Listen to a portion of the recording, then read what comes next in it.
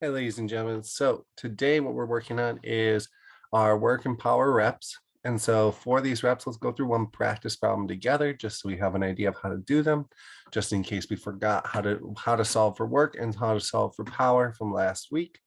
So if we look, there are a couple equations that we're given. We're given work equals force times distance, knowing that work is measured in joules, force is measured in newtons, and distance is measured in meters. The other equation is power equals work divided by time, where power is measured in watts, work is measured in joules, and time is measured in seconds. We're given a few conversion factors, and then we're given a lovely picture to go along with it. If we look, the problem says Elastigirl was pushing her Jack in the stroller. Elastigirl was using 6.3 newtons of force to move Jack 2,989 centimeters. How much work does she do?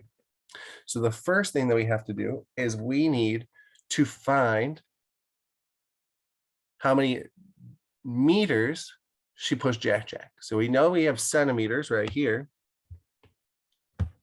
And we want to go from centimeters to meters. So we got to look back up at our conversion factors and we find that 1 meter is 100 centimeters. So we're going to set up our railroad tracks to go ahead and solve for that. So we're going to set up our T, where we put our given, which is 2,989 centimeters above nothing, or if we want to put an X underneath, either way works. We know that 1 meter is 100 centimeters. We have centimeters up here, which means we want to have 100 centimeters down here. That way those centimeters can cancel, leaving 1 meter to go on the top. When we do this, we then multiply 2,989 times 1 to get 2,989 divided by 100. And when we solve for this, we're going to get 29.89 meters. So now that we know the distance in meters, we can go ahead and even plug that into our givens box. So in the givens box, I gave you 3 letters: work, force, and distance. We can plug in the 29.89 meters right here. And then we can go back to our original problem and look for what else they gave us. So if we look at our original problem, we are given, it says Elastigirl is using 6.3 newtons of force.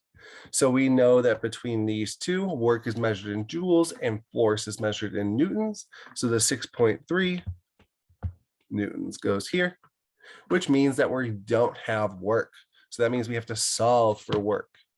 So our unknown is going to be that W, is going to be that work.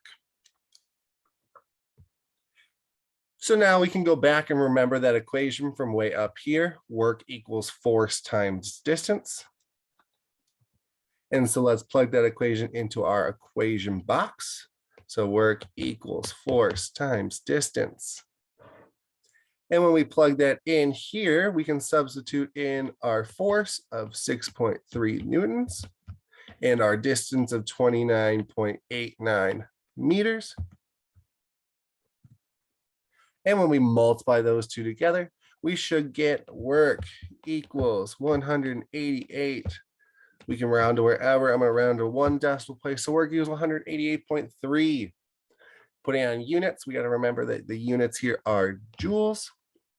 So our solution or our answer is 188.3 joules of work. That's how much work Elastigirl has done. It says in the next part of the problem, it says if Elastigirl does this in 289 seconds, what is her power? So we are given one more thing. We're given 289 seconds, which if we look up here, just to refresh, seconds is in time, which means that we are given work and we're given time and we're solving for power from this equation right here. If we look on this given box, the second one is actually going to be wrong for each of them. So what I want you guys to do is cross this out and put a T, and cross this out and put a P, for each of them because they are messed up. I apologize on that. But we know that our work was from the last problem of 188.3 joules. And our time is 289 seconds. And that we're looking for power. When we do this, we know that P is our unknown. And then we look back up at the original problem. We know that power equals work divided by time. So we can go ahead and plug that into our substitution of power equals 188.3 joules divided by 289 seconds. When this happens, we end up getting power is equal to 0.65 watts. So 0.65 watts is the power output that Elastigirl has done to push Jack in his stroller. All the problems should be very similar to this, where you're solving for two things, making sure that if you have any questions, let me know.